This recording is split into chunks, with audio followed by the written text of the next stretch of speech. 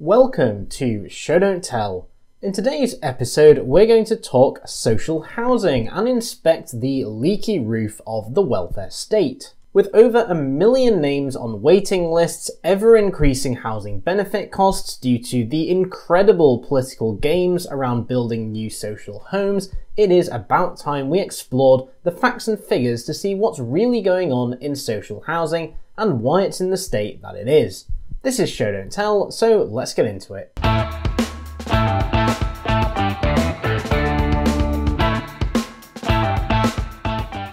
Social houses are homes owned by local authorities or housing associations where the rent is set by central government far below market price. So to set the scene, in England the total number of all types of homes is 24 million. Of the 24 million total homes in existence, 4.1 million of them are social homes, so 17% of all homes in England are social homes. Let's put this number into context by comparing it to the number of people most in need of social housing, which I'll broadly define as people receiving housing benefits, and in England that is 3.5 million people. Housing benefit is available if you are unemployed or on a low income with dependents. Not everyone receiving housing benefit needs a social house, but as a benchmark, there are hundreds of thousands more social homes than housing benefit claimants. But what proportion of housing benefit claimants actually live in social housing? And perhaps more importantly, how many social homes are occupied by people who don't receive benefits but get to pay a considerable discount to market rent when they could free up a social home and rent on the private market? The answer to the first question is that just 2.5 million housing benefit claimants live in social housing. That's 2.5 million in 4.1 million social homes, which means 1.7 million social homes are occupied by people who don't need benefits at all. And this is while we have a waiting list of 1.2 million people looking to move into a social house. All of which leaves us with the remaining 1.1 million housing benefit claimants. Because they don't have, or more likely are on the waiting list for social homes, they're forced to use their benefits to pay rent to private landlords who last year received £7 billion of housing benefit in England alone. Demand for social housing is closely linked to the state of the economy, which has been relatively strong. As a result, fewer people are claiming housing benefit, waiting lists are reducing, and the housing benefit spent on private accommodation is also declining. As a result, let's focus our efforts on understanding the numbers which continue to get worse. First of all, that percentage of social homes occupied by benefit claimants, which has been in a state of constant decline. In 1997, 35% of social homes were occupied by people not receiving benefits. By 2007, that was 37%, and the most recent data shows the number is now 41%. So let's see what we can understand about these tenants who occupy social homes but don't claim benefits. Well, statistics show 28% of people in social housing are working age and not claiming benefits, presumably because they are in employment and their earnings are too high for them to receive benefits. As the table shows, there are some extremely high earners in this group. Around 3,000 households benefit from social housing while earning more than £100,000 a year, and it's perfectly legal to own a second home while renting a social house. We can also look at data on household savings. In this table, we can see that around 20% of people who live in social housing have over £16,000 in savings, which is the magic number for losing your entitlement to housing benefit, and 5% of tenants have over £50,000 in their bank accounts. The simple answer is that 41% of social housing tenants are basically middle class, who rather than rent on the private market like the majority of their peers, prefer to retain the pricing benefit of social housing. The reason for this situation lies in the fact that social housing is rented on a lifetime tenancy basis. despite this being ended in the private sector 30 years ago. Once you're in the social housing system, you're in for life, or in fact, even beyond life, as in older tenancies, they can be inherited. The fact that so many social tenants no longer claim benefits is an interesting statement of social mobility, but I digress. And do not by any means underestimate the political power of this group. At 1.7 million households, this is about 4.2 million people, a vocal and well-financed political force whose very homes are at stake. They have fought off announcements to charge them market rent, called paid to stay, and even efforts to limit lifetime tenancies. And when debating social housing, their sheer numbers mean you'll inevitably encounter them too. But we should all recognise it takes something special to see a whole family living in one room at a hostel or in temporary accommodation for months on end and feel nothing. Well, apart perhaps from the dirt on your hands from climbing up the ladder, pulling it up behind you, and firmly closing the door on all the people down below. The impact of people not vacating social homes falls on the 1.2 million people on waiting lists, because to come off a waiting list, either an existing social house becomes vacant or a new social house is constructed. In 2017, 313,000 social houses were re-let. That's 7% of the total housing stock, and it implies people spend an average of 14 years in each social house. The recent history of these reletting rates is similarly depressing. There are 80,000 fewer social homes relet last year compared to just 2014, a reduction which completely negates the effect of adding 40,000 new social homes a year. However, these numbers also have a huge regional variation. If you live in Northern England, the turnover rate of a social house is typically less than 10 years. But in the south, and particularly in London, turnover is atrociously low, usually less than 4% a year. This implies some truly extraordinary tenure lengths in London. In several London boroughs, a council house will change hands less than twice in a century. Which brings us to just fraud. If you're renting your social house, especially in London, you're paying over £1,000 a month less than the equivalent market rent. Which means, let's say you want to move out. Do you give up that council house, or do you let it out at market rent? I mention this because it is a huge problem in London. The Audit Commission estimated that 5%, that is 1 in 20 social homes in London, are being illegally sublet at market rents, with tenants pocketing the difference, which may also have something to do with the incredibly lengthy tenures that we see in London social housing. So what is the force that drives all of these effects?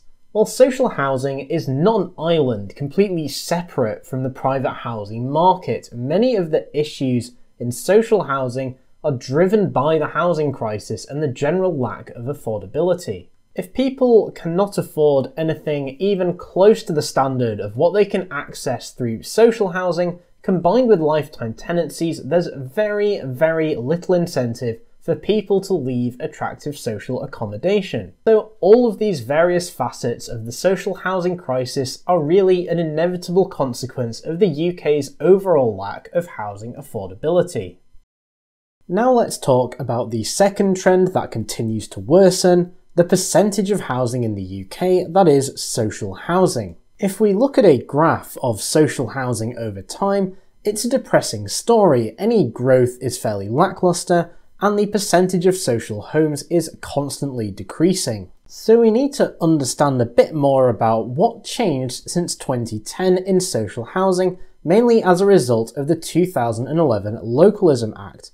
This, I will disclaim, is all fairly specific to England. Devolved regions have their own programmes. The first thing was the reinvigoration of right to buy, which gives people who have lived in a social home for a number of years the right to purchase their house at a discount to market value, and currently around 10,000 people exercise this right every year. It was a huge policy during the 1980s, and as you can see from the graph, in total nearly 2 million homes have been sold through right to buy. But after making the first section of this video, I'm embarrassed to admit a grudging sympathy, because it seems to me the people who perform right to buy are probably in employment to get a mortgage, and they also like their house so much they want to buy it. So I would guess those people were never going to give up their sizable discount to market rent, and saying why don't we let you buy the house for 70% of market value might actually benefit both sides. That said, it seems the government doesn't use the money to build enough replacement social houses, and they can be criticised on that basis. The second and possibly more significant changes, particularly in relation to housing benefit, was in how the construction of new social houses was financed from 2010. Here's how financing a new build social house works if you are a housing association who construct about 90% of new social houses. As a housing association, you can borrow money from a bank on the private market, but in order to do so, you have to show the bank how much income you expect to receive from your new social home construction, and simply speaking, they'll lend you some multiple of that amount. The challenge is that by its very nature, social housing has what was called social rent, usually just 50 to 60% of market value, reducing the income that can be borrowed against and leaving too little to build a new social home. To solve this problem and bridge the gap, the government has to step in to provide a capital grant to make up the difference and allow new social homes to be constructed. So what changed? Well, in 2010, the government wanted to massively reduce spending, so it quite simply slashed the capital grant from £11.4 billion to just £5.3 billion. But this would obviously have a very negative effect on social housing construction, so perhaps there was an old trick to get around the problem. How about, rather than charging that lowly social rent of 50 to 60% of market value, we create a brand new tenancy called affordable rent, which is up to 80% of market value. This higher rent increases the amount of private debt you can raise and reduces the amount of capital grant required. And to really send home the message, of that £5.3 billion grant now available, not one single penny would be permitted to be used to build social rent properties. It would only be allowed to construct affordable rent homes. So what were the consequences of this policy? Well, naturally, construction changed to affordable rent properties, but the real cost of this new policy, the real means by which construction was financed, is apparent when looking at the rental price and, by association, housing benefit cost for social housing. You see, affordable rents, which are the majority of new social housing, have by definition much higher rents than the pre-existing social rent properties. So if you are concerned about the increasing housing benefit cost, it's not just because of private renting, it's also that the cost of new social housing is fundamentally higher than existing social housing. The old trick, you see, is a little thing called PFI. Rather than make capital outlays, agree to just pay a high rental cost. It allows you to build the infrastructure without the upfront expense, and by the time those higher ongoing costs have become prohibitive, you'll be long gone.